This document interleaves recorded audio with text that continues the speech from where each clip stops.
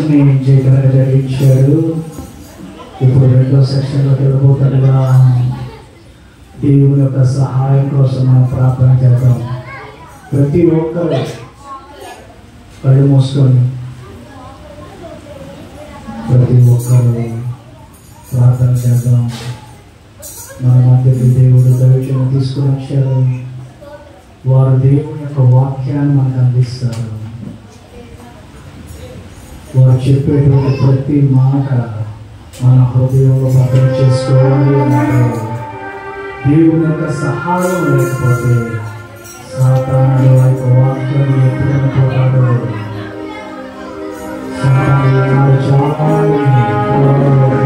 గడిలో పెడతా ఉన్నాడు. మనసు పెట్టాలని వాడు చూస్తూ ఉన్నాడు. అవసరమైన దాన్ని కాక అనవసరమైనటువంటి వాటిని దృష్టి కేంద్రీకరించాలని వాడు ఎంతో గుర్తు పడుతూ ఉన్నాడు. అలాంటి వారు నువ్వు నిలబడవాడంటే దేవుని అడగాలయ్యా, మీరు ప్రేమించి మా కొరకు యొక్క రిపీట్ని ఏర్పాటు చేశారు కదా.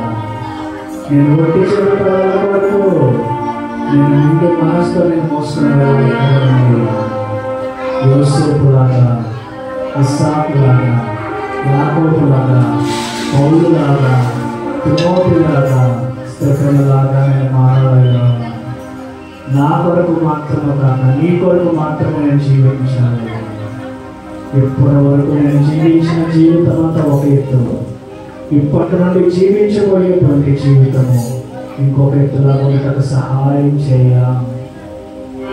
45 సంవత్సరాల లోకంలో జీవించాడు. ఎప్పుడైతే నీ కనుగొన్నాడో, ఎప్పుడైతే నీ ప్రత్యక్షతను కనుగొన్నాడో, ఎప్పుడైతే అతను మీతో మాట్లాడటం స్టార్ట్ చేశాడో, ఇక లోకం వద్దు, లోకాశ వద్దు, లోక తలంపులు, లోక ఉద్దేశం రావద్దు, ఇక దేవుని కొరకు మాత్రమే నేను జీవించాలి అని తీర్మానము చేసుకొని 300 సంవత్సరాలు నీతో సహవాసం చేయబట్టి ప్రాణంతోనే రూపొందబట్టలేదా అటువంటి వారిగా ఉండాలి. నీ ప్రణాళికలో ఉండాలి. కేవలం నామమాత్రపు క్రైస్తవుడిగా కాక, ఏదో పైపైన భక్తిగా కాక, లోతైనటువంటి అనుభవాల్లో నన్ను నడిపించు. లోతైనటువంటి భక్తిలో నన్ను నడిపించు. నీ కొరకు నేను బ్రతకాలి. క్రీస్తును వెంబడించినటువంటి వ్యక్తిగా నేను ఉండాలి. నిన్ను పోలి నేను జీవించాలి. ఈనాడు అనేక మంది పొలిటీషియన్స్ చూస్తా ఉన్నారు, రాజకీయ నాయకులు చూస్తా ఉన్నారు, రంగులు వేసుకొని నాట్యం వేస్తున్నటువంటి హీరోస్ చూస్తా ఉన్నారు.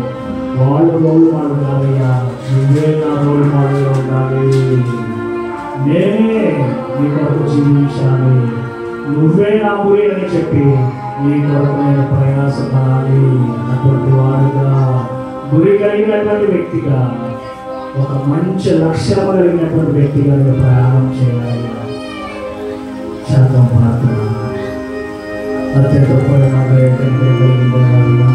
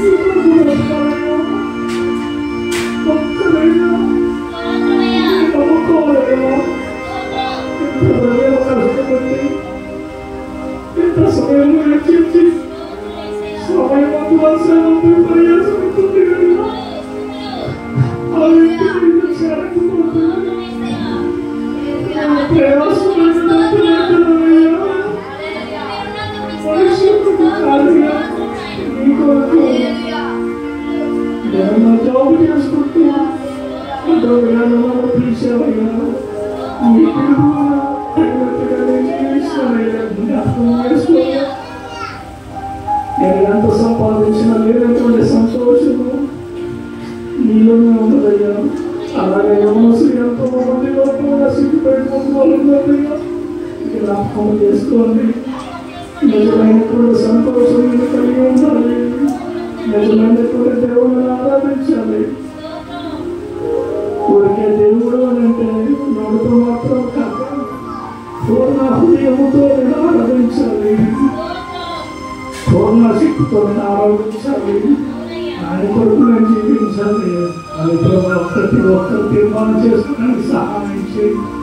మీ ప్రణాళికలో వారు మాత్రమే మీరు ఏర్పాటు చేశారయ్యా. విదాసులు నాన్నగారు ఎంతో ప్రయాసంతో 35 సంవత్సరాలు కష్టించి కన్నీటితో కట్టినటువంటి సంఘం వేశాను. ఆ సంఘం మీరు కాలిపోకూడదయ్యా. ఆత్మలో తెగజారిపోకూడదయ్యా. అనేక ఆత్మపరీక్షలు అనేక మందిని సరిపోవాలి. అనేక మందిని కొరకు జీవించాలి. గొప్ప మేలు కార్యాలు పొందుకోవాలయ్యా. క్రీస్తు అనేటువంటి పని మీద తన యొక్క పునాదం కప్పుకోవాలయ్యా. జ్ఞాపకం చేసుకోండి. చిన్నతనం నుండి ప్రభావ ఎంతో మందిని ఏర్పాటు చేస్తున్నారు. సమయం మీరు ఏర్పాటు చేస్తున్నారు. సంవత్సరం మీరు ఏర్పాటు చేస్తున్నారయ్యా. కానీ ప్రభావ చాలా వ్యవహారంలోకి వచ్చిన తర్వాత దారి తొలగిపోయి త్రావపట్టు పోయి అవకాశంలో తలంపులలో ఉద్దేశంలో ఉండిపోయి మీ యొక్క ప్రణాళిక పక్కన పెట్టేశారు. మీ యొక్క చట్టాన్ని పక్కన పెట్టేశారయ్యా. మీ యొక్క నడిపిప్పుడు పక్కన పెట్టేశారు. మీ త్రోవలో కాకుండా సొంత త్రోవలు ఏర్పాటు చేస్తున్నారు. సొంత స్వభావం కలిగి జీవిస్తున్నారయ్యా. జ్ఞాపకం చేసుకొని ఎలా లేకుండా చేయండి. ఈ సందర్భంలో అవసరం జ్ఞాపకం చేసుకోండి. చిన్నారులను జ్ఞాపకం చేసుకోండి. ప్రతి ఒక్కరిని మీరే జ్ఞాపకం చేసుకోండి. యొక్క శిక్షణ మాకు ఆశీర్వాదకరంగా దివ్యంగా ఉన్నాయి. నా హృదయంలో వేదన మీకు తెలుసు. నా హృదయంలో ఉన్నటువంటి కోరిక మీకు తెలుసు. ఎందుకు నిమిత్తం నేను ప్రయాసపడుతున్నాను, ఎందుకు నిమిత్తం నేను పనులు పెడుతున్నాను, ఎందుకు నిమిత్తం ఇలాంటివి ఎన్నో డబ్బులు ఖర్చు పెట్టి చేస్తున్నాను.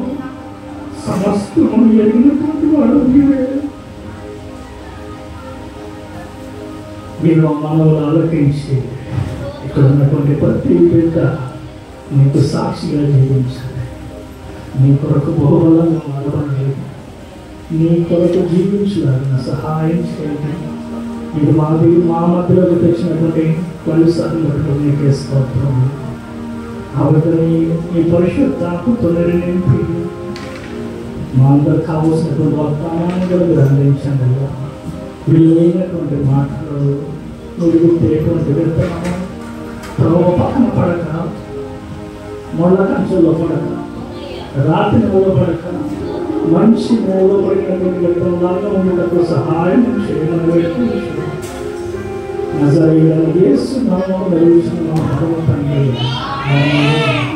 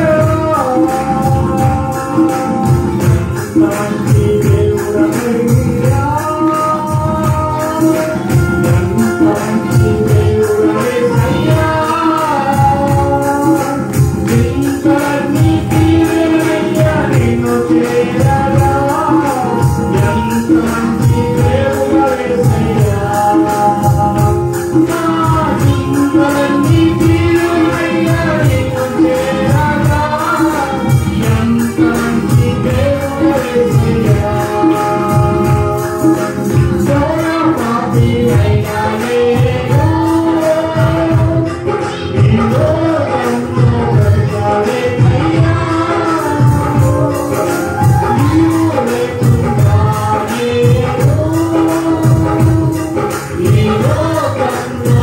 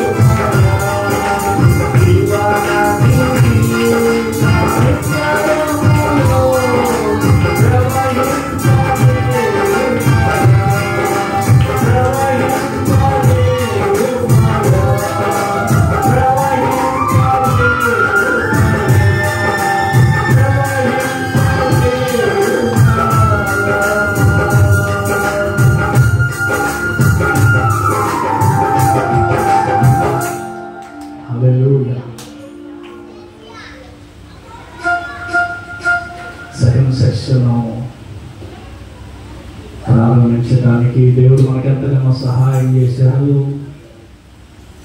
ఇప్పుడు దేవుడి యొక్క వాక్యాన్ని అందించబోతున్నటువంటి దైవజనులు క్లైవ్ బాబు గారికి, క్లైవ్ సార్కి నేను వందనాలు తెలియపరుస్తున్నాం.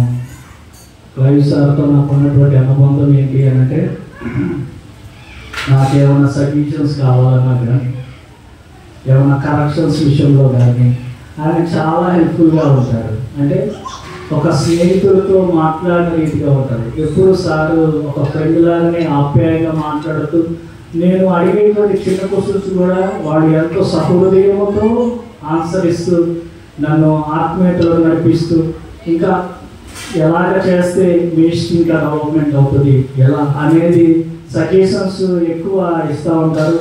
కాబట్టి ఆ సారు ఆయన ఎక్కడ ఉన్నా కానీ, ఒక 2 సంవత్సరాల ప్రయాణం అయినా కానీ వారితో ఎంతో క్లోజ్నెస్ ఏర్పాటు చేసింది. వారు మన మధ్య ఉండటం ఎంతో ఆశీర్వాదకరం. నాకెంతో సంతోషం. ఎందుకు అనంటే వారి ద్వారా మేము ఎన్నో పాఠాలు నేర్చుకున్నాం. మాకు ఇప్పటికీ అనేక మందికి దైవజనులకి వారు ఎన్నో తర్ఫీదులు ఇస్తూ ఉంటారు. నాలాంటి దైవజనుల్ని వారు ఎన్నో సంవత్సరాల నుండి తర్ఫీదించుకుంటూ వచ్చారు. కాబట్టి వారిని మన సన్నిధికి ఆహ్వానించి వారు మనందరికీ మంచి వర్తమానం అందిస్తే ఇంకా ఇక్కడ ఉన్నటువంటి వాళ్ళు కూడా ఆత్మలో ఎదుగుతారన్నటువంటి ఉద్దేశంతో క్లైవ్ సార్ని ఇన్వైట్ చేయడం జరిగింది. I'm so happy to sir. Please come to the dais and please share the word of God.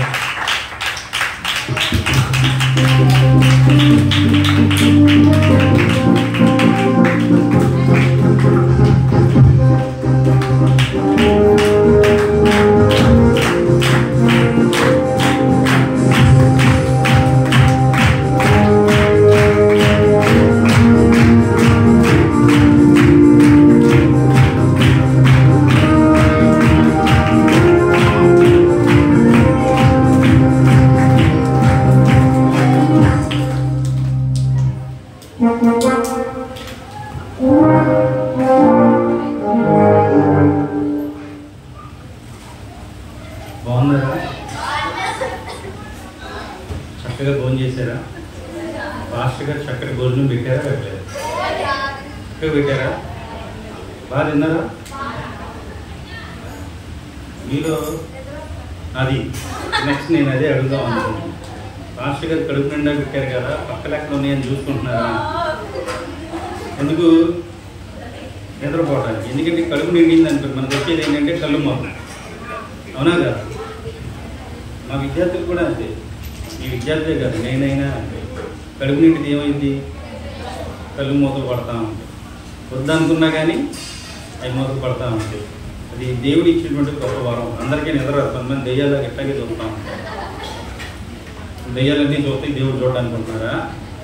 దేవుడే అసలు చూసేది. దెయ్యాలు ఏం పట్టించుకోరు. కానీ అందరూ ఏం చేస్తారంటే భయపెడతా ఉంటారు, దెయ్యాలన్నీ చూస్తూ ఉంటాయి అని. అసలు దెయ్యాలు ఆడున్నాయి మనలోనే ఉన్నాయి. అయ్యి ఎక్కడెక్కడో ఉన్నాయి అనుకుంటాం, మనలోనే ఉన్నాయి అయ్యి కదా. మీకు తెలియదు ఐదు వరకు.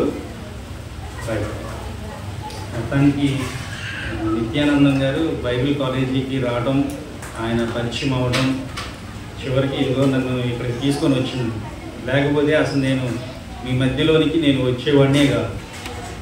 ఎందుకు అని అంటే నా పని అంతా ఏంటి, నేను తీసుకున్న నిర్ణయము ఏంటి అని అంటే,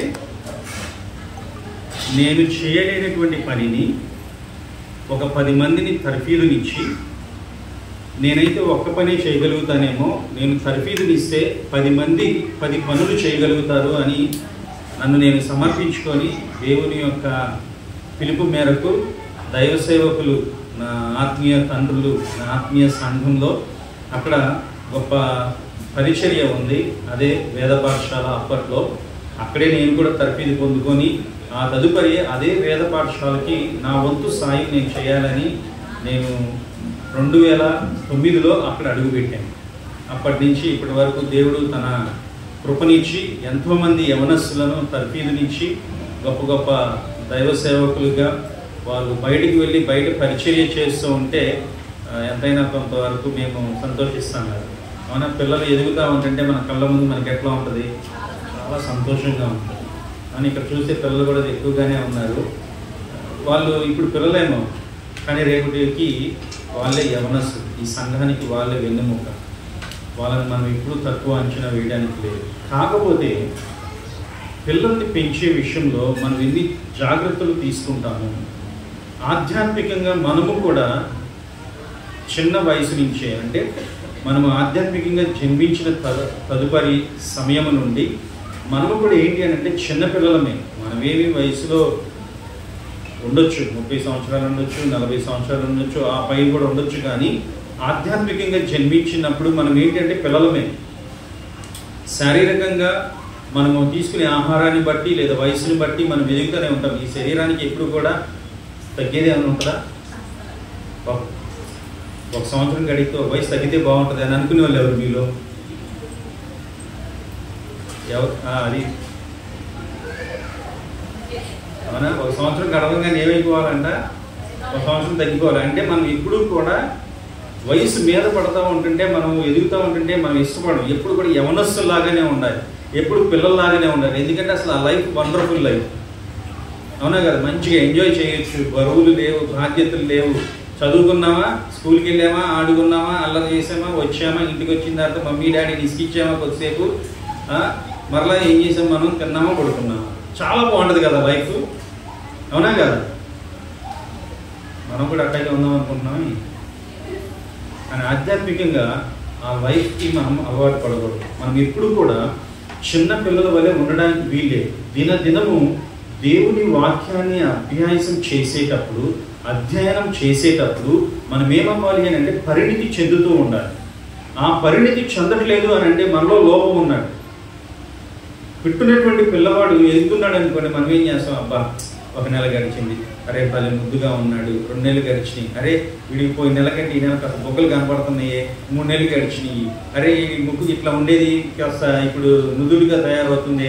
మనం ఏం చేస్తాము అని అంటే ఆ పిల్లవాడిలో ప్రతి అవయవంలో వచ్చేటువంటి మార్పుని మనం ఆస్వాదిస్తూ మనం ఏం చేస్తాము అని అంటే ఎంతో సంతోషపడుతూ ఉంటాం. మరి అలాగనే దేవుని సన్నిధిలో మనం ఏం చేయాలి? మరి దేవుని సన్నిధిలోకి వచ్చిన తర్వాత దేవుడు కూడా ఏం చేస్తున్నాడు అని అంటే పైనుంచి చూస్తూ ఉన్నప్పుడు నా పిల్లలు ఎలా ఉన్నారు, మరి ఆయన పిల్లలు ఎదగకపోతే, మరి తల్లిదండ్రులంగా పిల్లలు ఎదగకపోతే మనం ఎలా బాధపడతాము? మనల్ని సృష్టించేటువంటి సృష్టికర్త కానీ, మనల్ని ఆధ్యాత్మికంగా ఆత్మీయతలోకి నడిపించేటువంటి ఆత్మీయ తండ్రి అయినా సరే పిల్లలు ఎదగకపోతే ఎలా బాధపడతాడు అనేది కూడా మనం ఒకంత గుర్తించుకోవాలి. మీకు నేను ఈరోజు మీ ముందు ఉంచాల్సింది ఏంటి అనుకున్నానంటే, అసలు యవనస్తులు కూడిక అన్నారు కదా అని చెప్పి యవనస్తుల కోసం మంచి వర్తమానం ఇద్దాం అనుకున్నాను. ఇక్కడ చూస్తే మనకి ఎక్కువగా ఎవరు కనబడుతున్నారు? ఆత్మీయతలో యవనస్తులు ఎక్కువగా కనబడుతున్నారు.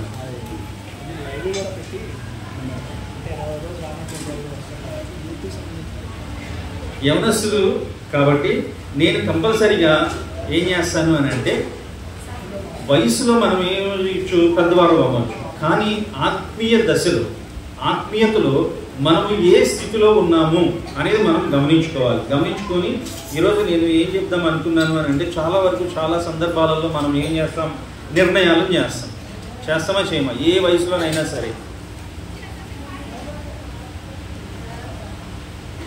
అది చిన్నతనం నుంచి వృద్ధాప్య దశ వరకు కూడా మనం ఏం చేస్తామంటే నిర్ణయాలు చేసుకుంటాం.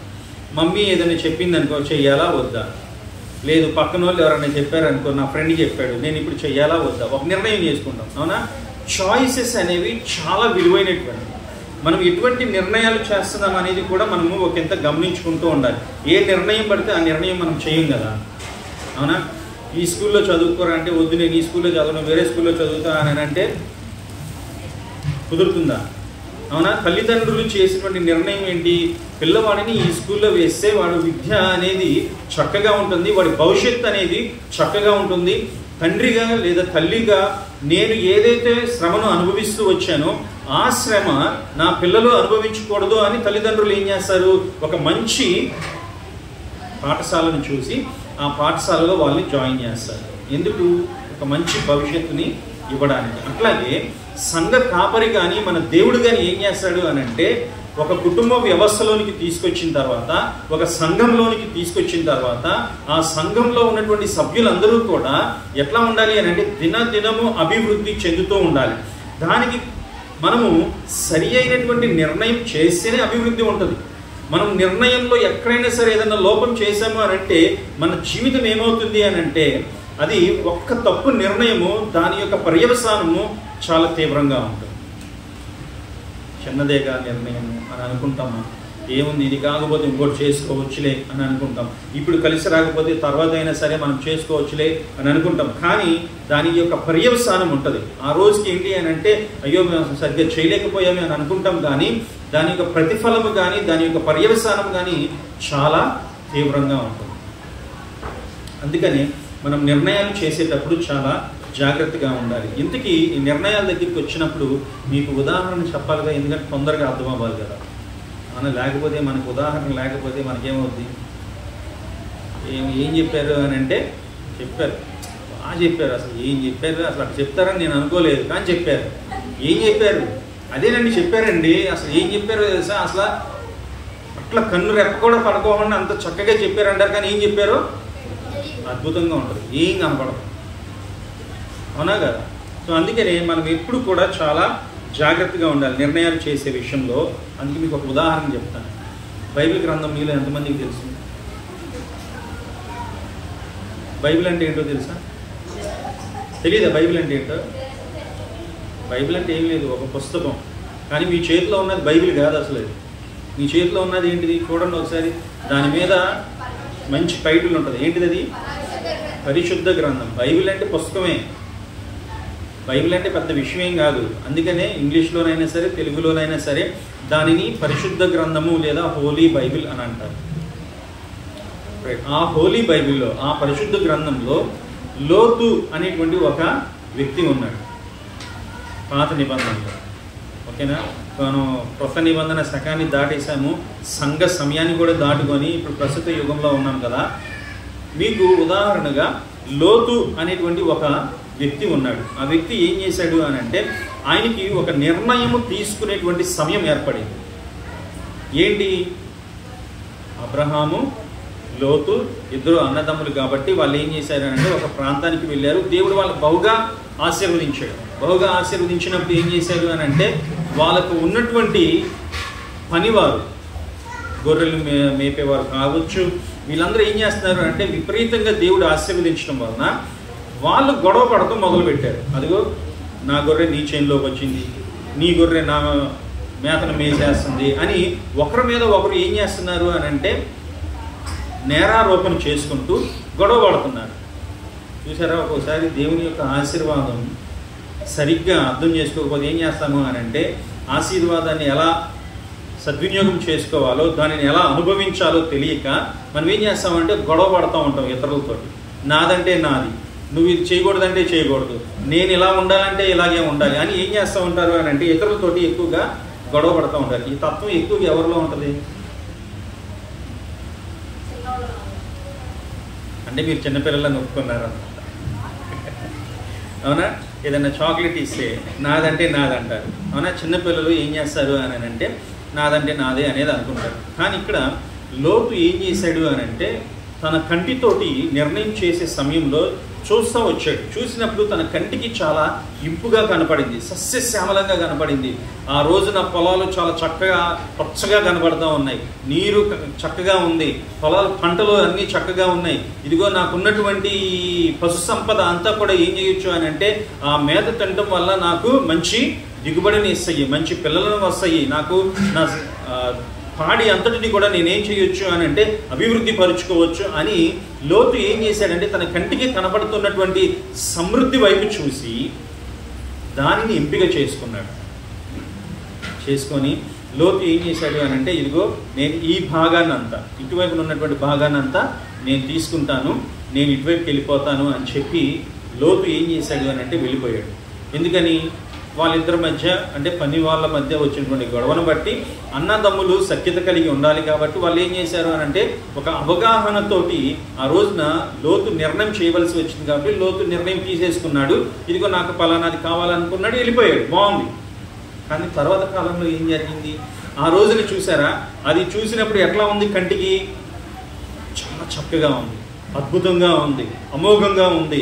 అసలు ఇది ఉంటే నా జీవితంలో ఇక నేను ఎప్పుడు కూడా కష్టపడను, శ్రమ అనేది నా జీవితంలోనికి రాదు, శ్రమ అనేది అసలు నా దరిదాపులకి రాదు, పేదరికము అనేది నా కంటికి కనపడదు. ఎందుకు అని అంటే నా ఎదురుగా ఉన్నటువంటి నేను చూస్తూ ఉన్నటువంటి భూమి అంతా కూడా ఎట్లా ఉంది అని అంటే పచ్చగా ఉంది, సస్యశ్యామలముగా ఉంది, మంచి ఫలాన్ని ఇచ్చేదిగా ఉంది. సో నాకు కడుపు నిండా ఆహారాన్ని ఇస్తుంది, నా పిల్లల్ని పోషిస్తుంది, నా తర్వాత ఉన్నటువంటి పనివారిని పోషిస్తుంది, నా పశు సంపదకి ఎక్కడ కూడా క్షామము అనేది ఉండదు, అంతా క్షేమమే అనుకొని లోతు ఒక మంచి నిర్ణయం తీసుకున్నాడు అని అనుకున్నాడు ఆ రోజున. కానీ కాలం ఏం చేసింది అని అంటే అసలు ఆయన చేసినటువంటి నిర్ణయము ఎటువంటిది అనేది తెలియచేస్తూ వచ్చింది. అది మీకు అందరికీ తెలుసా లేదా? చివరికి ఏమైపోయాడు లోతు? చాలా కష్టాలు అనుభవించాడు. ఎటువంటి కష్టాలు అనేది నేను చెప్పలేను, చెప్పకూడదు కూడా. మీరు చదువుకోండి, చదవాలి కూడా. ఎందుకంటే ఒక చిన్న తప్పు నిర్ణయం తీసుకోవడం వల్ల దాని యొక్క పర్యవసానము అది లోతు ఒక్కడే కాదు, తన తర్వాత తరము కూడా అనుభవించవలసి వచ్చింది. అంటే తన పిల్లలు సైతము కూడా దాని యొక్క పర్యవసానాన్ని అనుభవించవలసి వచ్చింది. ఏమన్నా మిగిలిందా లోతుకి చివరికి అని అంటే ఏమీ మిగలదు. చివరికి తన భార్యను కూడా తాను కోల్పోవలసి వచ్చింది.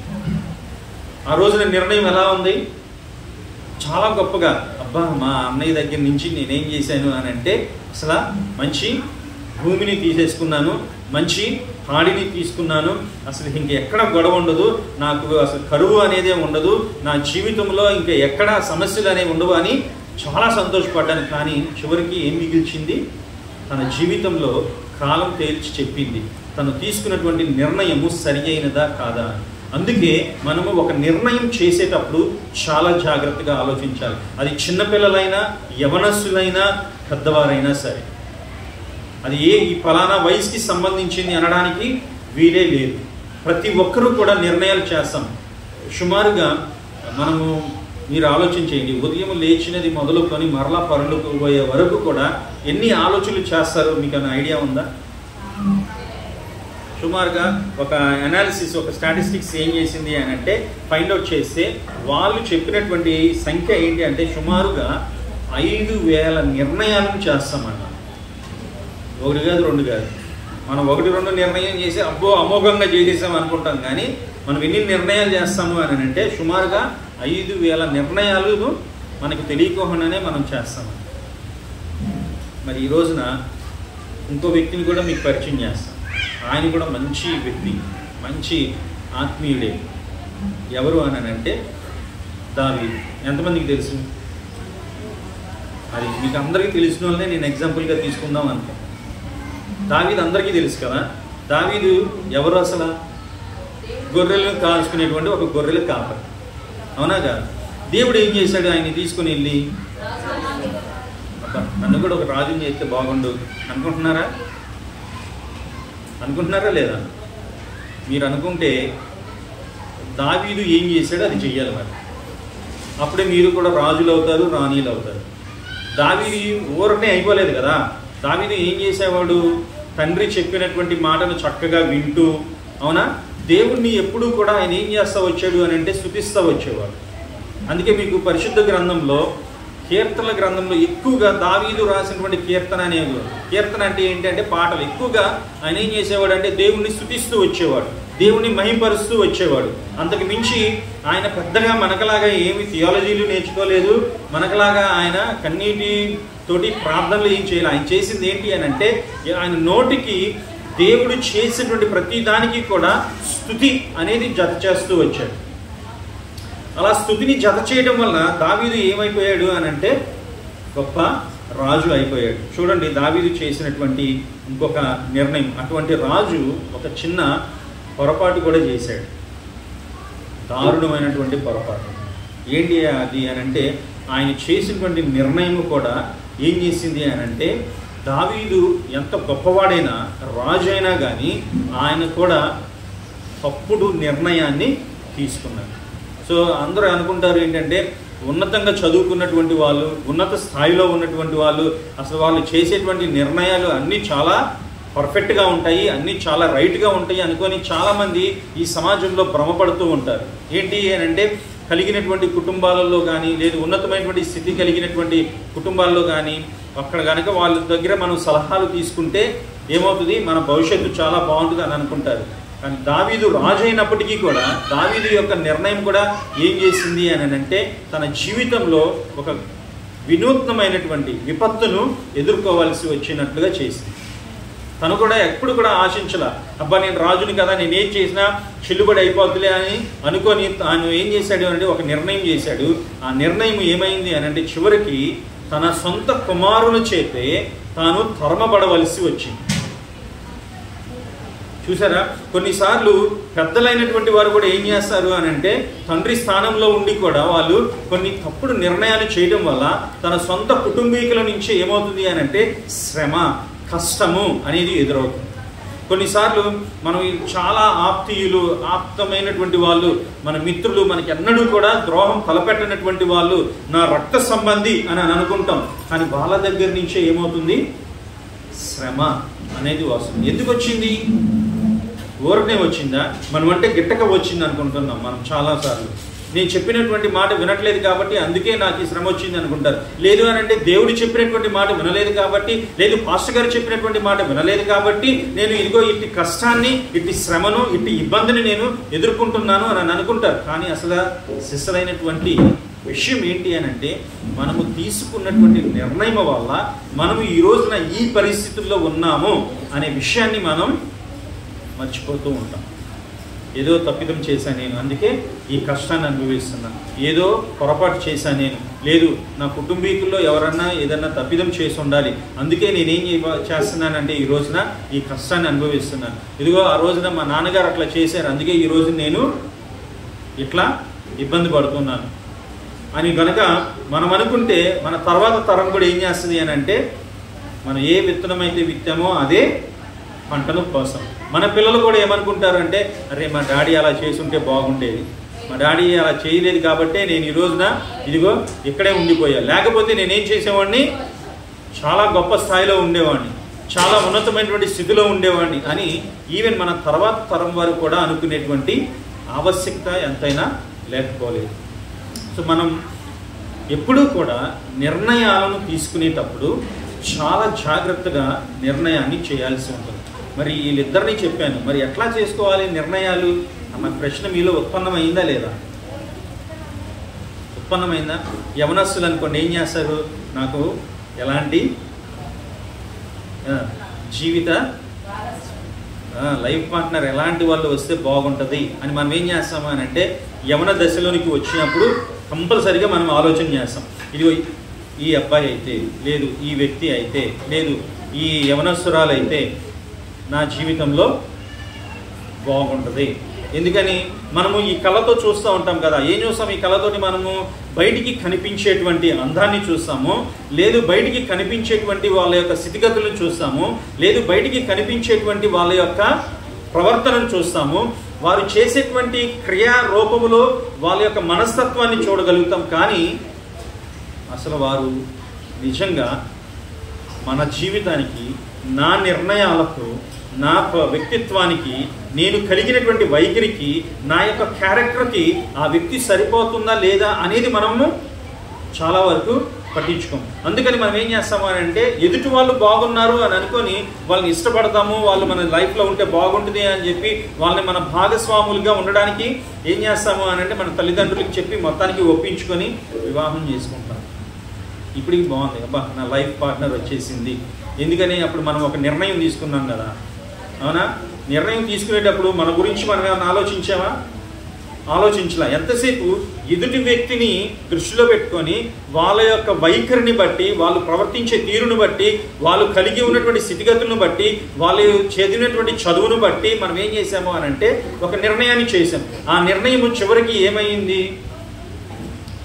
జీవిత భాగస్వామికి దారి తీసింది. మనం చక్కగా వివాహం చేసుకున్నాము. ఇప్పుడు ఏమైంది అని అంటే మనం జీవితాన్ని కొనసాగిస్తూ వస్తూ ఉన్నాం. కొంత దూరం ప్రయాణం చేసిన తర్వాత తనలో లేదు, ఆ వ్యక్తిలో, అది పురుషుడైనా అవ్వచ్చు, స్త్రీ అయినా అవ్వచ్చు, అది ఏ దశ అయినా అవ్వచ్చు, అది చిన్నపిల్లలైనా అవ్వచ్చు, యవనస్తులైనా అవ్వచ్చు, అది తర్వాత పెద్దవారైనా సరే, ఇక వృద్ధాప్య దశకు వచ్చిన తర్వాత మనం ఏం చేయలేం కదా, అవునా? మనము చేసినటువంటి పొరపాట్లకి మనం ఏం చేస్తాము అని అంటే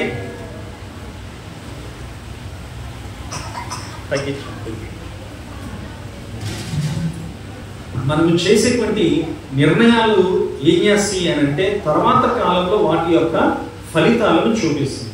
అప్పుడు మనం చక్కగా నిర్ణయం చేసుకున్నాం, చక్కగా బాగుంది, మంచి జీవితం కొనసాగిస్తున్నాం అని అనుకుంటాం. కానీ తర్వాత కాలంలో ఏమవుతుంది అని అంటే తనలో ఏదన్నా లేదా ఆ వ్యక్తిలో ఏదన్నా చిన్న పొరపాటు, మనం అడ్జస్ట్ అవ్వలేము, మనం సర్దుకోలేనటువంటిది ఏదైనా ఆ వ్యక్తిలో బయటపడింది. ఉదాహరణకి దేవుడు మనకి ఏం చేశాడు అని అంటే భావోద్రేకాన్ని ఇచ్చాడు. కోపపడటం తప్ప తప్పు కాదు, ఏడవడం తప్ప తప్పు కాదు, ప్రేమించడం తప్ప తప్పు కాదు, సరిచేయడం తప్ప తప్పు కాదు, అవునా? మరి వీటన్నింటినీ కలగలుపుకొని అందరితోటి సమాధానం కలిగి ఉండడము, అందరితో కలివిడిగా ఉండడం ఏమన్నా తప్పు కాదు. దేవుడు ఏం చేశాడు అని అంటే ఈ రిలేషన్షిప్స్ ని పెడుతూ వచ్చాడు. ఎక్కువగా యవనస్తులైనటువంటి వారు ఏం చేస్తారు అని అంటే ఎప్పుడు ఫ్రెండ్స్ కోసం, ఎప్పుడు తోడు కోసం ఏం చేస్తారంటే ఎదురు చూస్తూ ఉంటారు, అవునా కదా? ఒంటరిగా ఏదన్నా పని చేయాలి అని అంటే తొందరగా ఇష్టపడరు. ఎవరన్నా ఉంటే కలిసి చేద్దాము, గ్రూప్గా చేద్దాము, అప్పుడైతే మనం ఏం చేయొచ్చు అని అంటే గొప్ప పనిని చేయొచ్చు అని యవనస్తులైనటువంటి వారు కానీ ఆ పై దశలో ఉన్నటువంటి వారు కానీ ఏం చేస్తారు అని అంటే కలివిడిగా ఏదైనా పనిని చేస్తే బాగుంటుంది అని చేస్తూ ఉంటారు. వాళ్ళు చేసేటువంటి నిర్ణయాలు కూడా చాలా మంచిగానే ఉంటాయి. కానీ ఎప్పుడైనా మనం ఎక్కడైనా సరే ఒకనొక సందర్భంలో మనం ఎక్కడన్నా అడ్జస్ట్ అవ్వలేనటువంటి స్థితులు ఏర్పడతాయి అనుకోండి, ఆ బలహీనత తన వీక్నెస్ అయి ఉండొచ్చు, అది పురుషుడు అవ్వచ్చు, స్త్రీ అవ్వచ్చు. ఆ వీక్నెస్ని మనం దృష్టిలో పెట్టుకొని దాన్ని ఏం చేస్తామంటే ప్రతిసారి ఆ వ్యక్తిని చులకన చేస్తూ ఉంటాం. ఎప్పుడైతే ఎదుటి వ్యక్తిని మనం చులకన చేయాలి అనేటువంటి నిర్ణయానికి మనము వచ్చేసామో ఆ నిర్ణయం ఏం చేస్తుంది అని అంటే చివరికి ఆ దాంపత్య జీవితాన్ని లేదా ఆ ఫ్రెండ్షిప్ని లేదా ఆ రిలేషన్షిప్ని ఏం చేస్తుంది అని అంటే దాన్ని బ్రేక్ చేస్తుంది. ఇక ఆ తర్వాత గొడవ పడటము, గొడవ దగ్గర నుంచి మనస్పర్ధలు రావటము, ఆ తర్వాత నుంచి మరలా ఇలా ఫ్రెండ్షిప్ చేయాలి అని అంటే ఆ వ్యక్తులతోటి ఫ్రెండ్షిప్ చేయడానికి మనము ఇష్టపడము. చివరికి అది ఎక్కడికి దారి తీస్తుంది అని అంటే శత్రుత్వానికి దారి తీస్తుంది, అవునా కదా? ఈ రోజున ఒకప్పుడు మంచి ఫ్రెండ్స్గా ఉండేటువంటి వాళ్ళు చిన్న మనస్పర్ధల వల్ల, అవగాహన లేని వల్ల, ఒక చిన్న తప్పిదాన్ని డైజెస్ట్ చేసుకోలేకపోవడం వల్ల, అర్థం చేసుకోలేకపోవడం వల్ల, దానిని చిన్నదైన దానిని పెద్దగా చూడడం వల్ల ఏమవుతుంది అని అంటే ఒకప్పుడు స్నేహితుడుగా ఉన్నటువంటి వ్యక్తి ఈ రోజున ఏమయ్యాడు అని అంటే శత్రువు అయిపోయాడు.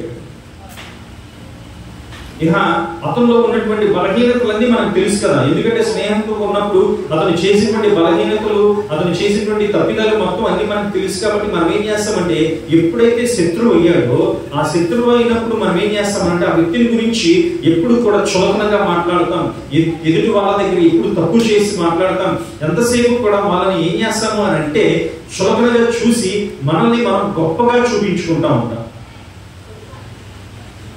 అవునా కదా?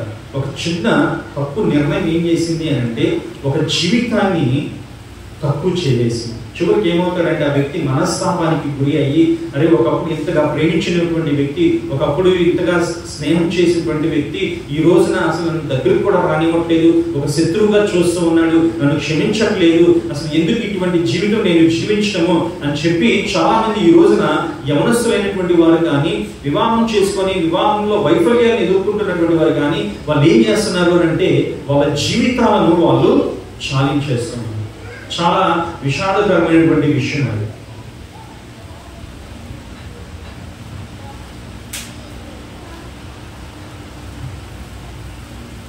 దేవుడు జీవితాన్ని ఇచ్చింది ఎందుకు అని అంటే దానిని సంపూర్ణంగా దానిని అనుభవించమని దేవుడు ఏం చేశాడు అని అంటే ఒక జీవితాన్ని ఇచ్చాడు.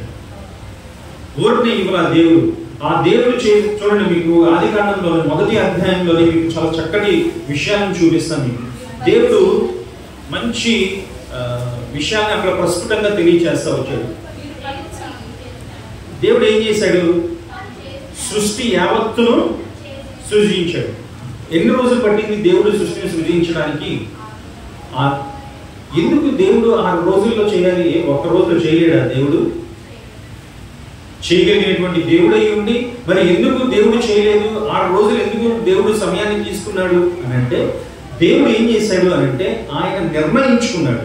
ఏమని? నేను 6 రోజుల్లో ఈ యొక్క సృష్టిని అంతటిని చేయాలి అని ఆయన నిర్ణయం తీసుకున్నాడు. ఆ నిర్ణయం తీసుకున్నాడు కాబట్టి ఆయన మొదటి రోజున ఒక కార్యం చేశాడు, రెండవ రోజున ఒక కార్యం చేశాడు. ఇట్లా ప్రతి రోజున 6 రోజుల్లో ఒక్కొక్క కార్యాన్ని చేసుకుంటూ వచ్చి 7వ రోజున ఏం చేశాడు అని అంటే, తాను చేసిన పని అంతటిని కూడా చూసి అద్భుతంగా చక్కగా ఉంది, మంచిగా ఉంది అని దేవుడు ఏం చేశాడు అంటే 7వ రోజున విశ్రాంతి తీసుకున్నాడు. అంత గొప్ప దేవుడు, నిర్ణయానికి అధిపతి అయినటువంటి దేవుడు ఆ బహుమానాన్ని, ఆ గిఫ్ట్ని ఏం చేశాడో తెలుసా? 6వ రోజులు చేయబడినటువంటి మానవులైనటువంటి మనకి నిర్ణయం తీసుకునేటువంటి శక్తిని, ఆ సామర్థ్యాన్ని, ఆ వరాన్ని దేవుడు ఏం చేశాడంటే మనకి ఇచ్చాడు. ఎందుకు ఇచ్చాడో తెలుసా? ఎంజాయ్ చేయమని ఇచ్చాడు ఆ వరాన్ని.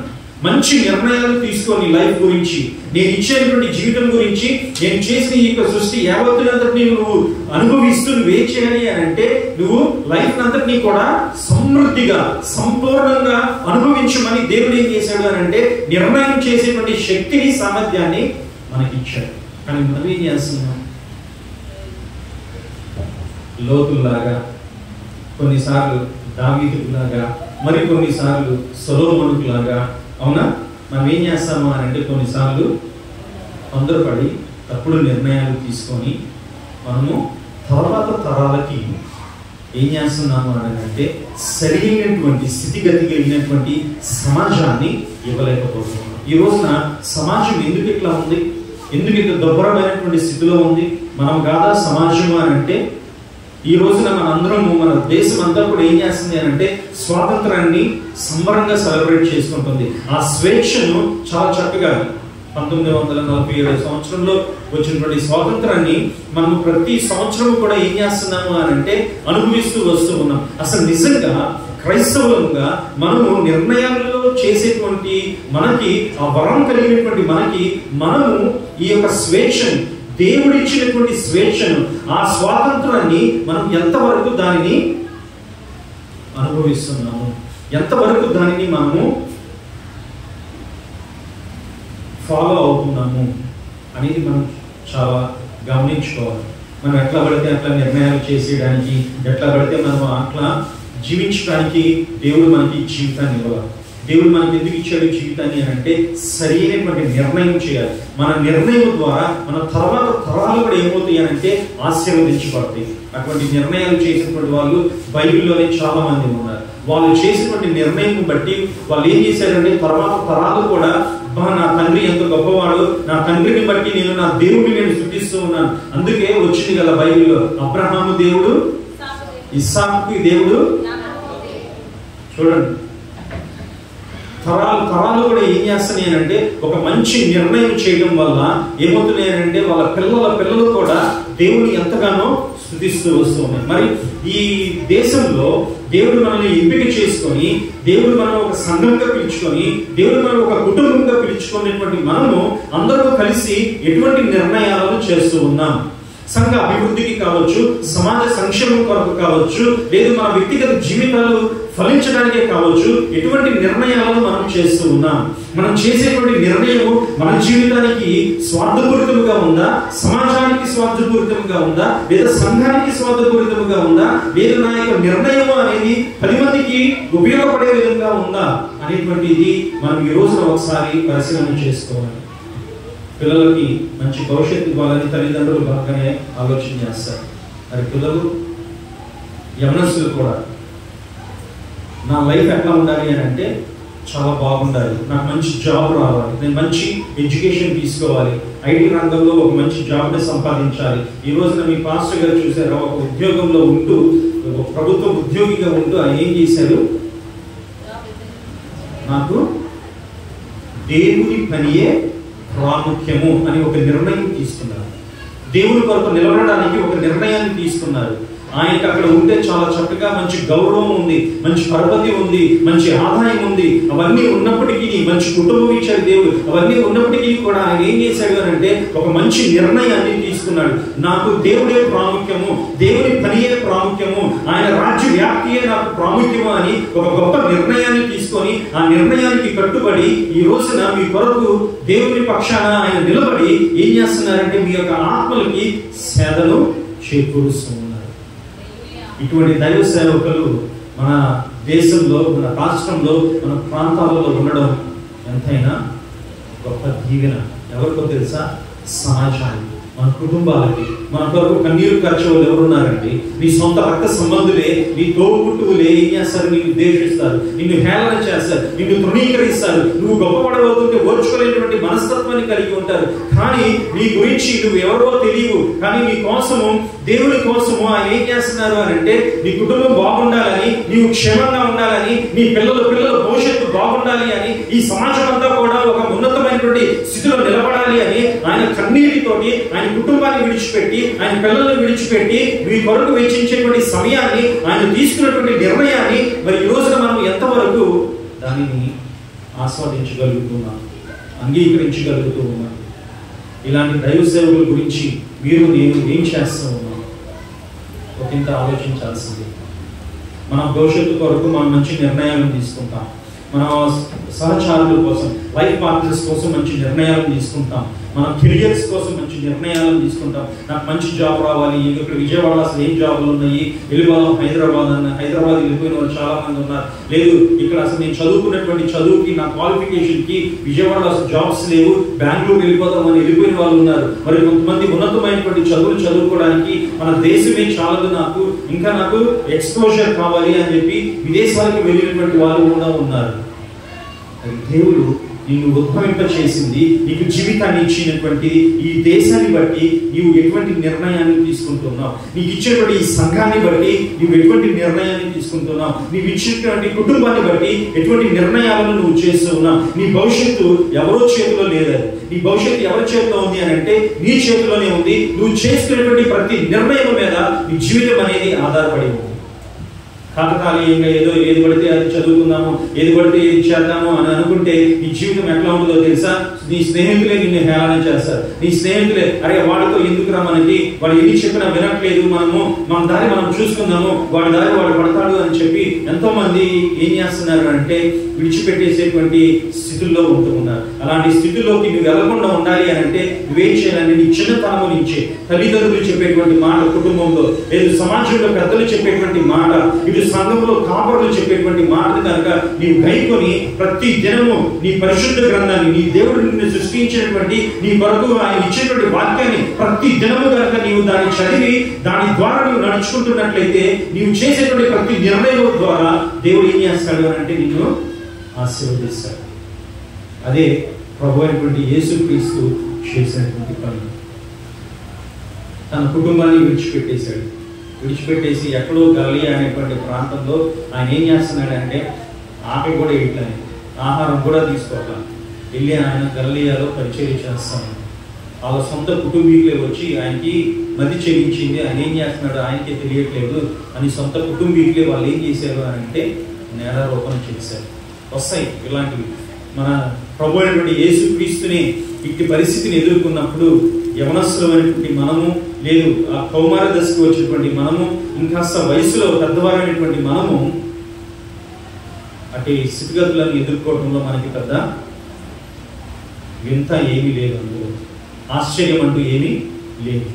మన లైఫ్ సైకిల్లో, మన జీవిత శైలిలో కంపల్సరీగా మనం ఏం చేస్తామంటే వీటన్నిటినీ అనుభవిస్తాం. అందుకని మనం ఏం చేయాలంటే ఎప్పుడు కూడా మంచి నిర్ణయాలను తీసుకోవాలి. ఎట్లా తీసుకోవాలి అనండి మంచి నిర్ణయాలను అని అంటే మొట్టమొదటి పాయింట్, దేవుణ్ణి మనం ఏం చేయాలంటే జ్ఞానాన్ని అడగాలి. Ask wisdom. మనకు తెలియదు, మనమేం కాదు జ్ఞానవంతులు ఏం కాదు, కానీ మనం ఏం చేస్తామంటే అబ్బా నాకు చాలా జ్ఞానం ఉంది అని అనుకుంటాం, కానీ మనకు పెద్ద జ్ఞానవంతులు ఏం లేదు. ఎప్పుడు ఆ మహాదేవుని యొక్క సర్వజ్ఞానాన్ని, ఆ జ్ఞానవంతత్వం ముందు మనం పోల్చుకుంటే మన జ్ఞానం ఏ పాటిది? ఆయన సర్వంతర్యాన్ని, సర్వజ్ఞాని అయి ఉన్నాడు. ఆయనకి మరుగై ఉన్నది ఏది కూడా లేదు. ఆయనకి సర్వం తెలుసు. నీవు పుట్టుక దగ్గర నుంచి మరలా నీవు ఎప్పుడు ఆయన దగ్గరికి వెళ్తావో అప్పటి వరకు కూడా నీ కాలగమనం మొత్తం కూడా ఎరిగినటువంటి ఆ సర్వజ్ఞాని దగ్గర నువ్వేం చేయాలి అని అంటే జ్ఞానాన్ని అడగాలి. స్కూల్లో జాయిన్ అవ్వగానే, లేదు కాలేజీలో జాయిన్ అవ్వగానే సబ్జెక్ట్ మొత్తం మీకు తెలిసిపోతా. ఫస్ట్ రోజు మీకు ఎగ్జామ్ పెట్టేసేసి మీకు సబ్జెక్ట్ అంతా అయిపోయింది, మీరు పాస్ అయిపోయారని చెప్పి సర్టిఫికేట్ అందిస్తారా? ఎవరు కదా. ఏం చేయాలి? సంవత్సరం పాటు ఒకే సబ్జెక్టు ప్రతిరోజు క్లాసులకి వెళ్ళాలి. క్లాస్లో మాస్టర్ చెప్పే పాఠాలు వినాలి. విని దానిని చదివి దానిని వండబట్టించుకొని దానిని అవలంబించి దానిలో నుంచి కొంత జ్ఞానాన్ని సంపాదించి ఆ జ్ఞానాన్ని మరలా మనం ఏం చేయాలి? వినియోగించి దానిని ఇదిగో నేను నేర్చుకున్నాను అని వాళ్ళు పరీక్ష పెట్టినప్పుడు మనం ఏం చేయాలి? రాయాలి. అప్పుడు తెలుస్తుంది మనం ఎంత నేర్చుకున్నాము అని. అవునా కదా? మరి ఆ జ్ఞాని ఎదుట దగ్గరికి వెళ్ళి, అయ్యా నీవు ఇచ్చిన జీవితం ఇది, రేపేం జరుగుతుందో నాకు తెలియదు. నేను చేసేటువంటి నిర్ణయము అది నాకు ఒక్కడికే కాదు, నీవు చేసేటువంటి ఈ సర్వ మానవాళికి కూడా అది ఉపయోగకరంగా ఉండడానికి కావాల్సిన జ్ఞానమును నాకు దయచేయి ప్రభు అని చెప్పి మనం ఏం చేయాలంటే మొట్టమొదటిగా సరైనటువంటి నిర్ణయాలు తీసుకోవడానికి ఆయన్ని జ్ఞానము కోసము మనము వేడుకోవాలి మొట్టమొదటిగా. రెండోది ఏంటి అని అంటే చాలా మంది ఏం చేస్తామంటే దేవుడిని అడిగేసా కదా, దేవుడు ఏం మాట్లాడతాడు నాకు, ఇంకా నాకు ఎవరితో పని లేదు అని అనుకుంటారు చాలా మంది. చాలా డేంజర్ అండో ఇదో. నేను దేవుడు చెప్పిన మాట తప్ప ఇంకెవరు మాట విన్నానంటారు. ఇది చాలా డేంజర్. ఓకేనా? మనం ఏం చేయాలి అని అంటే అనుభవజ్ఞులైనటువంటి పెద్దలు ఉంటారు. వాళ్ళ జీవితంలో కష్ట సుఖాన్ని అన్నింటినీ అనుభవించి లోతు పల్లాన్ని అన్నింటినీ కూడా చవిచూసి వాళ్ళ దగ్గర ఎంతో అనుభవం ఉంటుంది. ఆ అనుభవజ్ఞులైనటువంటి వారి వద్దకు వెళ్ళి మనం ఏం చేయాలి అంటే కొన్ని సలహాలను తీసుకోవాలి. నేనేందుకు వెళ్తాను ఆయన దగ్గరికి, ఆయనతో నాకేంటి పని అని అనుకునేటువంటి తరం కూడా ఉంది. ఈ రోజుల్లో ఎవరు కూడా ఒక పెద్ద వాళ్ళ దగ్గరికి వెళ్ళి ఇదిగోండి నేను పలానా పని చేద్దాం అనుకుంటున్నాను, నాకు ఒక సలహా ఇవ్వండి అని అడిగేటువంటి వారు చాలా కొద్దువైపోయారు. ఇప్పుడు అందరూ ఏం చేస్తున్నారు అని అంటే, hello Google, how are you? I'm fine, tell me now what I have to do. నువ్వేం చేయాలో కూడా గూగుల్ చెప్పాలండి. గూగుల్ చెప్తే గూగుల్ చెప్పినట్టు నువ్వు నడుచుకుంటావు. ఇప్పుడు నేను ఇక్కడికి రావడానికి కూడా గూగుల్ తోటే హెల్ప్ చేసింది నాకు. కానీ చాలా మంది ఏం చేస్తున్నారు అని అంటే దేవుడు ఇచ్చినటువంటి జ్ఞానాన్ని వినియోగించుకోకుండా యంత్రాల మీద ఆధారపడి అనుభవజ్ఞులైనటువంటి వారి దగ్గర సలహాలు తీసుకోవడానికి ఏమాత్రం కూడా ఇష్టపడట్లేదు. సో మీరు రెండవదిగా ఏం చేయాలంటే మంచి నిర్ణయాలు తీసుకోవాలంటే ఆ నిర్ణయం ద్వారా మీ జీవితం అనేది ఫలభరితంగా ఉండాలి అని అంటే రెండవదిగా మీరు పెద్దలైన వారి దగ్గరికి వెళ్ళి నిర్ణయాలను లేదా సలహాలను తీసుకోండి. నిర్ణయాలు చేసింది తొందరపడి నిర్ణయాలు చేసేసేసి తర్వాత పెద్దవాళ్ళ దగ్గరికి వెళ్ళి ఇలా నిర్ణయం చేసేసాను, ఈ సమస్య వచ్చింది, ఇందులో నుంచి నేను ఎట్లా బయటికి రావాలి, నాకు ఒక సలహా చెప్పండి, నాకు చాలా ఇబ్బందిగా ఉంది, నాకు చాలా కష్టంగా ఉంది అని అంటే కుదరదు. అందుకే ఒక సామెత ఉంది కదా, చేతులు కాలేక ఉపయోగం ఏమైనా ఉందా? కాలకు ముందే మనం ఏం చేయాలి? జాగ్రత్త పడాలి. అవునా? అప్పటికి చెప్తానే ఉంటారు, ఒరే నాయన అది ఎర్రగా ఉండరా, మంటరా, అది ఖాళీది అని అన్నా కానీ అదేంటంటే తృష్ణ, ఎర్రగా ఉంది, అది పట్టుకొని చూడాలి, మనం చూస్తేనే అనుభవిస్తేనే. అరే అది తెల్లగా ఉంది కదా అని చెప్పి గంపులు నోట్ వేసుకుంటే అది ఉపోయింది అనుకోండి, ఏం చేస్తారు మీరు? అంటే కంటికి కనబడే తెల్లయన్నీ పంచదారలు అవో. అర్థమవుతుందా మీకు? సో మనం తీసుకునేటువంటి ప్రతి నిర్ణయము కూడా అది తీయదనంగా ఉండదు. అందుకే మనకి ఎవరు కావాలి అని అంటే పెద్దలైనటువంటి వారి యొక్క సలహాలు అనేవి కావాలి. ఎంతమంది ఇష్టపడతారు ఈ పని చేయడానికి? చాలా సంతోషం. పెద్దవారి యొక్క సలహాలు తీసుకునేటువంటి వారికి దేవుడు ఎప్పుడు కూడా తోడుగా ఉంటాడు. నెక్స్ట్ ఇంకోటి ఏం చేయాలంటే మనం నిర్ణయం చేయబోయే ముందు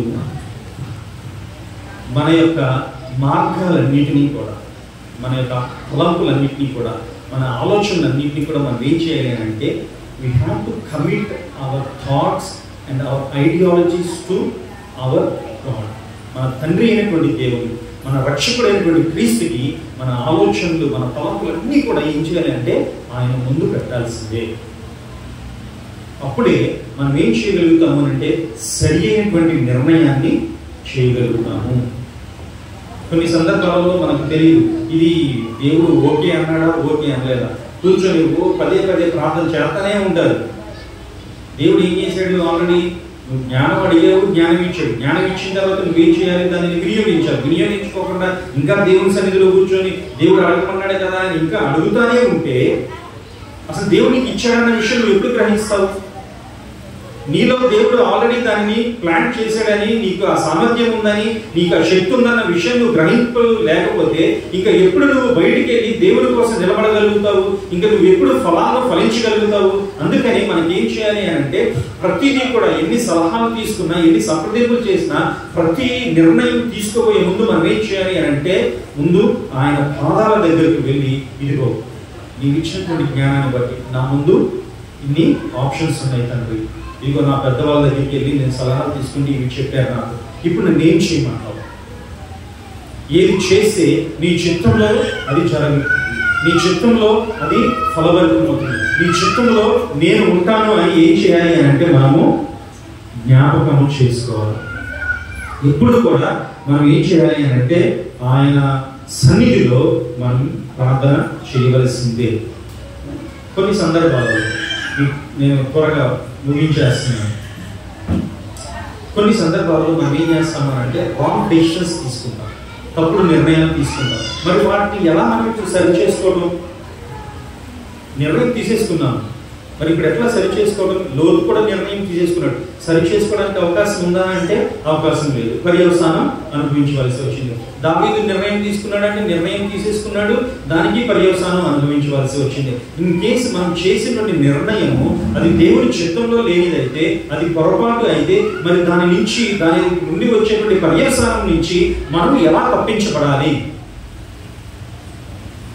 మీకన్నా తెలుసా?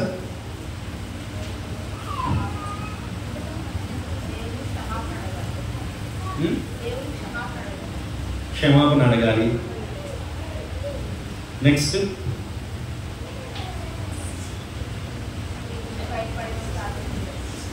అంతే. మనకు తెలిసింది ఏంటి అని అంటే మనం ఏదైనా తప్పు చేసాము అని అంటే దేవుని దగ్గరికి వెళ్ళడం, అయ్యా ప్రభు రైట్. చాలా మంది ఏం చేస్తారంటే నిర్ణయం చేసిన తర్వాత దాన్ని ఒప్పుకోరు.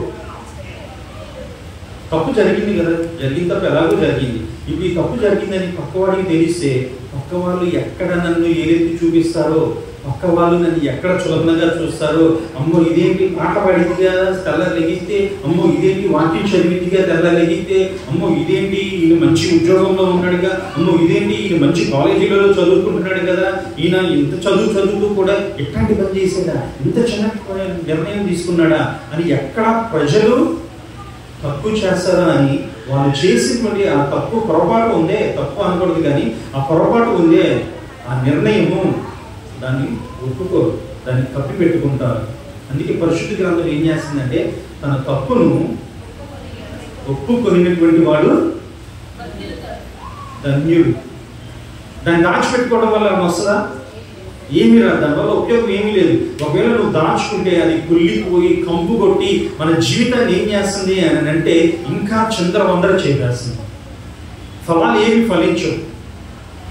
మనలో ఎంతసేపు కూడా నిరుత్సాహము, నిస్పృహ, ఇక ఎన్నడూ కూడా మన మొహం ఎదుటివారికి చూపించుకోలేము. ఎంతసేపు ఆ గిల్టీ ఫీలింగ్ తోటి ఇతరులతోటి ఫ్రీగా మూవ్ అవ్వము. అరే వెళ్ళరా, బయటికి వెళ్ళరా, ఏదన్నా పని చేయరా, లేదా ఎంతసేపు ఈ తల్లిదండ్రులు ఎంత ప్రోత్సహించినా కానీ ఆ వ్యక్తి ఏం చేస్తాడు అని అంటే అక్కడి నుంచి కదలదు. 10th క్లాస్ తప్పారు, లేదా ఏదైనా సబ్జెక్ట్ ఆగిపోయింది, లేదు మంచి జాబ్లో ఉంటున్నప్పుడు ఏదైనా ప్రాజెక్ట్ చేసేటప్పుడు ఆ ప్రాజెక్టు మీరు చేసినటువంటి పొరపాటు వల్ల ఏమైంది అని అంటే కొంత నష్టం వచ్చింది. ఇప్పుడు ఏం చేస్తారు చెప్పండి? అందరూ ఇలాగే ఉంటారు కదా, అసలు ఎవరు బయటికి రావడానికి అస్సలు ముందుకు రాదు, ఎవరు బయటడానికి కూడా ఇష్టపడరు. ఇదిగో నా పొరపాటు ఇది, నేను చేయడం వల్లనే ఇలా జరిగిందని ఎవరు కూడా ఒప్పుకోరు. కానీ బైబిల్ ఏం చెప్తుంది అని అంటే తప్పు చేసేటువంటి వ్యక్తి దాన్ని దాచుకొనక ఒప్పుకుంటే కనుక నీవేమవుతావు అని అంటే గొప్ప ధన్యుడు అవుతావు. అంటే ఆ తప్పు దేవుడు ఏం చేస్తాడు అని అంటే మారుస్తాడు అని కాదు, అంటే నీ చుట్టూ ఉన్నటువంటి పరిస్థితుల్ని, నీ చుట్టూ ఉన్నటువంటి ప్రజల యొక్క మనస్తత్వాన్ని దేవుడు ఏం చేస్తాడంటే తన ఆధీనంలో పెట్టుకొని నీకు ఎంకరేజ్మెంట్ వాళ్ళ ద్వారానే, ఎక్కడ నిరుత్సాహం అనేది నీ జీవితంలోకి రాకుండా it's okay, next time you can do better అని ఒక మంచి ప్రోత్సాహంతో వాళ్ళని ఏం చేస్తాడు అంటే దేవుడు మన దగ్గరికి వచ్చి మనకి బలాన్ని చేకూరుస్తాడు. ఆ బలంతో మనం ఏం చేయగలము అని అంటే ఒక మంచి నిర్ణయాన్ని తీసుకోగలము, ఒక మంచి పనిని చేయగలుగుతాము, వాళ్ళకి పట్ల మనము ఎంతో నమ్మకత్వంగా జీవించగలుగుతాం. అంత గొప్ప దేవుడు మన దేవుడు. అంటే మన చుట్టూ ఉన్నటువంటి పరిస్థితుల్ని దేవుడు ఏం చేయగలడు అంటే మనము తప్పు ఒప్పుకోవడం వల్ల మనం చేసేటువంటి ఆ యొక్క నిర్ణయాన్ని సరిచేసుకోవడానికి ముభావంగా కాకుండా సద్భావంతో ముందుకు వచ్చినట్లయితే తప్పనిసరిగా దేవుడు ఏం చేస్తాడు అని అంటే మన పరిస్థితుల్ని మార్చగలుగుతాడు. ఒకవేళ ఇప్పటికీ మీలో ఎవరైనా సరే అలాంటి నిర్ణయాలు చేసి ఆ నిర్ణయాల యొక్క ప్రభావంలో, ఆ పర్యవసానంలో ఒకవేళ మీ కుటుంబాలు కానీ మీ జీవితం కానీ ఇబ్బంది పడుతున్నట్లయితే ఈ రోజున మీకు వచ్చేటువంటి మంచి శుభసూచకమైనటువంటి వర్తమానం ఏంటి అని అంటే ఒప్పుకోండి. మీ పరిస్థితిని దేవుని ఎదుట ఒప్పుకోండి. నేను తీసుకున్న నిర్ణయం వల్లే ఇదిగో ఈ రోజున ఈ స్థితిలో ఉన్నా. ఆ రోజున కనుక నేను మంచి నిర్ణయం తీసుకున్నట్లయితే నేను మంచి స్థాయిలో ఉండేవాడిని అని కనుక మీరు దేవుని సన్నిధిలో ఒప్పుకుంటే ఈ రోజు నుంచి మీ చుట్టూతో ఉన్నటువంటి వారిని దేవుడు ఏం చేస్తాడు అని అంటే సద్భావంతో, సహృదయంతో నిన్ను బలపరుస్తాడు, నిన్ను ఎంకరేజ్ చేస్తాడు. ఒక రోజున నిన్ను తృణీకరించినటువంటి వారు ఈ రోజున ఏం చేస్తారంటే మళ్ళా నీ దగ్గరికి వచ్చి ఇదిగో మేమున్నాము, నువ్వుకేం పర్వాలేదు, నువ్వు చేయగలవు, నీలో దేవుడు ఆ శక్తిని, ఆ సామర్థ్యాన్ని పెట్టాడు అని చెప్పి నీకు అండగాను, నీకు దండిగా నిలబడడానికి వారు ఏమాత్రం కూడా వెనుకంజ వేయదు. ఎందుకంటే నీవు ఒప్పుకోవడానికి ఇష్టపడ్డావు కాబట్టి. మరి అలా ఒప్పుకొని దేవుని సన్నిధిలో కనుక మీరు నిర్ణయం తీసుకుంటే దేవుడు మీ ముందు మంచి ఫలభరితమైనటువంటి జీవితాన్ని మీ ముందు వచ్చాడని చెప్పడంలో నాకు అతిశయోక్తి ఏమీ లేదు. సో ఈ రోజున మనం విన్నటువంటి సందేశంలో ఓకేనా, మనం ఫస్ట్ నుంచి చూస్తూ వచ్చాం నిర్ణయాలు చేయడము అనేది చాలా ప్రాముఖ్యము. అది ఏ దశ అయినా సరే, చిన్నపిల్లలు అయినప్పుడైనా సరే, యవన దశలోనైనా సరే, ఆ తర్వాత కెరియర్స్ కోసం వృద్ధాప్య దశకి మధ్యలో కౌమార దశ ఉంది కదా, ఆ దశలోనైనా సరే ఒకవేళ వృద్ధాప్య దశకు వచ్చేసాం కదా ఇంకేముందండి నా జీవితం అని అనుకుంటారు. వృద్ధాప్య దశలో తీసుకునేటువంటి నిర్ణయాల వల్ల తర్వాత తరాలు కూడా ఏమవుతాయి అంటే ప్రభావితం చేయబడుతూ ఉంటాయి. ఆ వృద్ధాప్య దశలో మీరు ఒకవేళ తప్పుడు నిర్ణయం చేస్తే ఆ యొక్క పర్యవసానం తర్వాత తరాలు అనుభవిస్తాయి. కాబట్టి ప్రతి దశలో కూడా మంచి నిర్ణయాలు తీసుకొని ఇదిగో దేవుడు మనకి ఇచ్చినటువంటి ఈ యొక్క గొప్ప అవకాశాన్ని ఈ సంఘము పట్ల, ఈ యొక్క సమాజము పట్ల, ఈ యొక్క దేశము పట్ల మన యొక్క కర్తవ్యాన్ని మనం నెరవేరుస్తూ మనం ఏం చేయాలి అని అంటే ముందుకు కొనసాగిపోవాలి అని దేవుని పేరట మీ అందరికీ నా యొక్క విన్నపాన్ని తెలియచేస్తూ ఈ మాటలను నేను ముగిస్తూ ఉన్నాను. దేవుడు మిమ్మల్ని, మీ కుటుంబాలను, మరి ఈ ఆన్లైన్ ద్వారా వీక్షించేటువంటి ప్రతి ఒక్క ప్రేక్షకులు కూడా, వారి కుటుంబాలు కూడా దేవుడు వారందరినీ దీవించాలని ఆశిస్తూ నా మాటలు ముగిస్తూ ఉన్నాను. మరి ఈ సమయాన్ని దైవదాసుడు నిత్యానందం గారికి అప్పగిస్తూ ఉన్నాను. దేవుడు మిమ్మల్ని, మీ కుటుంబాలను దీవించుగాక. ఓకే, కళ్ళు మూసుకున్నట్లయితే ప్రార్థన చేసుకొని ఈ యొక్క గుడికను మనం ముగించుకుందాం. ప్రార్థన. తండ్రి, నీకు వందనాలు చెల్లిస్తూ ఉన్నాను. నీవు ఆశ్చర్యపడ్డావు, ఆలోచనకు కర్తవు, నీచుడకు తండ్రివి నాయనా. ఈ రోజున మేము స్వాతంత్ర దినోత్సవాన్ని సంబరంగా సెలబ్రేట్ చేసుకుంటూనే దానిని పురస్కరించుకొని ఇదిగో మేము ఈ సన్నిధిలో కొద్దిమందిగా కూడుకొని వచ్చి ఉదయం నుంచి ఇప్పటి వరకు మాటల ద్వారాను, వాక్యం ద్వారాను నేను ఎంతగానో మహిమపరుస్తూ వచ్చాను. మరి ఈ రోజున ముగింపులో ఈ దాసురాలు చెప్పినటువంటి వాక్యం బట్టి, ఈ దాసులు చెప్పినటువంటి వాక్యములను బట్టి మేము మంచి నిర్ణయాలను తీసుకొని సంఘము కొరకు, సమాజము కొరకు, ఈ దేశము కొరకు, నా కుటుంబము కొరకు నేను మంచిగా జీవించాలని ఆశపడుతూ ఉన్నాను ప్రభువా. దానికి కావలసినటువంటి జ్ఞానమును మా అందరికీ దయచేయండి. దానికి కావలసినటువంటి సలహాలను, సంప్రదింపులను, ఎవరిని కలవాలో, ఎప్పుడు కలవాలో, ఎక్కడ కలవాలో అట్టి విచక్షణ జ్ఞానము మాకు దయచేసి మమ్మల్ని నడిపించమని వేడుకుంటూ ఉన్నాం. ఒకవేళ గతంలో మేము తప్పుడు నిర్ణయాలు కనుక చేసి ఉంటే దాని యొక్క పర్యవసాన్ని ప్రభావం మేము అనుభవిస్తూ ఉన్నట్లయితే ఆ స్థితిగతులు తండ్రి నీ యొక్క హస్తాలకు అప్పగిస్తూ ఉన్నాం. నీ యొక్క సన్నిధానంలో వాటన్నింటినీ ప్రభావ నీ ముందు పెడుతూ ఉన్నాం తండ్రి. ఇదిగో మా తప్పుడు నిర్ణయాల నుంచి, వాటి యొక్క భార్య నుంచి, వాటి నుంచి వచ్చేటువంటి కష్టాల నుంచి, శ్రమల కొలుగులో నుంచి మమ్మల్ని తప్పించి ఇది ఒక నూతనమైనటువంటి ఖండంలో, నూతనమైనటువంటి విధానంలో మమ్మల్ని నడిపించి నీ యొక్క నామానికి మహిమ తెచ్చుకోమని వేడుకుంటూ ఉన్నాం. ఇప్పుడు వచ్చినటువంటి విశ్వాస బృందం అందరినీ, అలాగే నేను ఆన్లైన్లో వీక్షిస్తున్నటువంటి వారందరినీ కూడా ప్రభా నీవే నిండుగా ఆశీర్వదించండి, ఫలభరితులు చేయండి. వారు తీసుకునేటువంటి ప్రతి నిర్ణయం వెనుక మీ యొక్క హస్తాన్ని ఉంచండి, మీ యొక్క జ్ఞానాన్ని ఉంచండి, మీ యొక్క సన్నిధిని ఉంచి నడిపించమని వేడుకుంటూ ఉన్నాం. అలాగే నీకు దాసుని కుటుంబాన్ని, నీకు దాసులు చేసినటువంటి పరిచయం అన్నింటినీ కూడా ప్రభా మీ యొక్క హస్తాలకు అప్పగిస్తూ ఉన్నాం. చిన్నపిల్లల దగ్గర నుంచి ఆయన వృద్ధాప్య దశ వరకు ఆయన చేస్తూ ఉన్నటువంటి, ఆయన మోస్తూ ఉన్నటువంటి భారం ఏదైతే ఉందో ప్రభా, ఆ భారంలో ఉన్నటువంటి ప్రతి ఒక్క ఏర్పాటుని, ప్రతి ఒక్క నిర్ణయాన్ని, ప్రతి ఒక్క సందర్భాన్ని కూడా నీకు హస్తాలకు అప్పగిస్తూ ఉన్నాం. ఆయన చేసేటువంటి నిర్ణయాల ద్వారా నీవు అప్పగించినటువంటి కుటుంబాలలో మంచి ఫలవంతమైనటువంటి ఆయన జీవితాలు వారు కలిగి ఉన్నట్లు నేను ఆ బిడ్డపై నీకు అభిషేకాన్ని ఉంచండి తండ్రి. నీ ఆ బిడ్డ యొక్క నోటిని జ్ఞానంతో నింపమని వేడుకుంటూ ఉన్నా ప్రభా. ఆ బిడ్డ నిత్యము తండ్రి నీ యొక్క సన్నిధానంలో నిలబడినప్పుడు, నిత్యము ప్రభా నీ కొరకు ఆయన ప్రయాసపడుతూ ఉన్నప్పుడు నీ యొక్క సంపూర్ణమైనటువంటి జ్ఞానముతోటి నీ ఏడంతల ఆత్మచేత అభిషేకించి ప్రతి విషయంలో నీవు ఆ బిడ్డకు తోడుగా నడిపించమని వేడుకుంటూ ఉన్నా. ఆ బిడ్డను నీవు ప్రేమించి ఇచ్చినటువంటి బిడ్డకై నీకు వందనాలు చెల్లిస్తూ ఉన్నా. జ్ఞానాన్ని ఎందు భయభక్తులు కలిగి ఉండడమే జ్ఞానం నాకు మూలము అని సాగించావు. మనం జ్ఞానవంతులము కాదు తండ్రి, అయితే నీ యందు భయము భక్తితోటి మేము ముందుకు వెళ్ళబోతూ ఉండగా, మేము తీసుకున్నటువంటి ఈ నిర్ణయం ద్వారా తండ్రి ఆయన మేము అడుగులు వేయబోతూ ఉండగా మా ప్రతి అడుగులో కూడా తండ్రి ఆయన నీవు మాకు తోడుగా ఉండి నడిపించండి. నీకు దాసులకు కూడా పిల్లలను పెంచే విషయంలో, సంఘాన్ని పోషించే విషయంలో కూడా తండ్రి నీవే మంచి నిర్ణయాలను చేయడానికి సహాయం చేయమని, మంచి నిర్ణయాలు చేసి ఆయన ఇప్పటి వరకు వారి తండ్రి గారు నడిపించినటువంటి పరిచయం కొనసాగిస్తూ ఉండగా ఇంకనూ తండ్రి ఫలభరితంగా పరిచయం ముందుకు తీసుకుని వెళ్ళడానికి మీరే సహాయం చేయమని, ఈ రోజు ఏర్పాటు చేసినటువంటి ప్రతి కార్యక్రమంలో పాలుభాగస్తున్నటువంటి ప్రతి ఒక్క పరిచయం చేసినటువంటి ప్రతి ఒక్క బిడ్డను కూడా తండ్రి నీవు నిండుగా ఆశీర్వదించమని వేడుకుంటూ ఈ యొక్క ప్రార్థనను యేసు సముఖమునందు యేసు నామములో ప్రభు అడిగి వేడుకుంటూ ఉన్నాం తండ్రి. ఆమేన్. తండ్రి యొక్క ప్రేమ, కుమారుని యొక్క కృప, పరిశుద్ధాత్మ యొక్క సహవాసం నిత్యము మనకి తోడై ఉండి నడిపించునుగాక. Amen. God bless you all. దేవుడు మిమ్మల్ని, మీ కుటుంబాన్ని, మీ వ్యాపారాలని, మీ వ్యాపారాలు చేస్తుంటే మీరు చదువుతున్నట్టయితే మీ యొక్క చదువులన్నింటిలోనూ దేవుడు మీకు మంచి జ్ఞానాన్ని ఇచ్చి నడిపించాలని ఇక్కడితో నేను ఆపేయట్లేదు. ఇక్కడి నుంచి మళ్ళా నేను వెళ్ళి మా కుటుంబంలో, మా ప్రార్థనలో కూడా మిమ్మల్ని అందరినీ మీరు జ్ఞాపకం చేసుకుంటాం. అలాగే మా కుటుంబాన్ని కూడా మీరందరూ జ్ఞాపకం చేసుకోవాలని మనం చేస్తూ సెలవు తీసుకుంటాం.